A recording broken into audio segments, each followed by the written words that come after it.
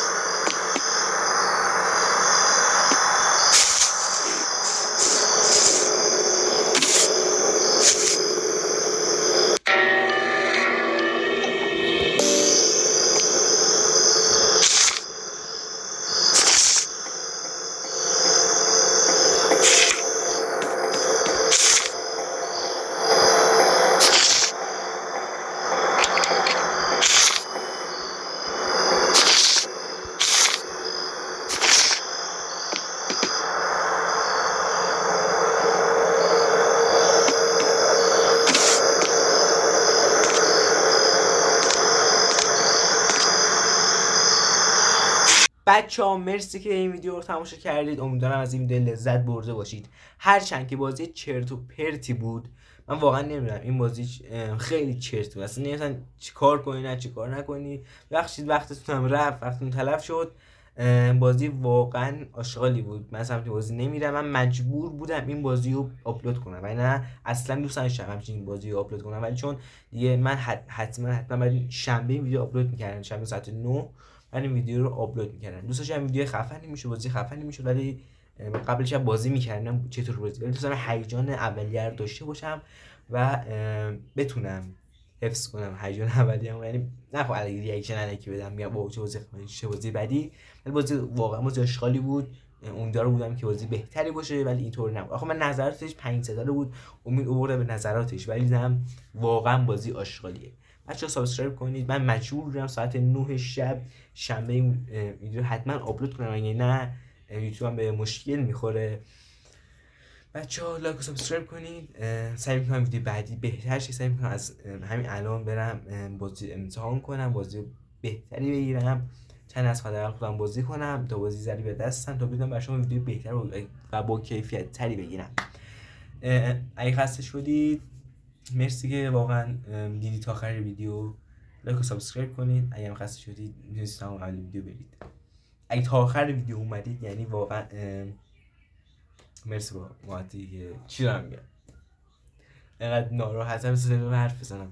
واقعا نمیشه که یه ویدیو یه بازی میتونه اینقدر آشغال باشه. واسه اینکه ویدیو میتونه آشغال باشه، یه بازی میتونه اینقدر آشغال باشه. این همه تامنیل خوب زدم، این همه زحمت کشیدم، بعد بازی آشغال بود. واقعا یکی از بدترین شوکا و بدترین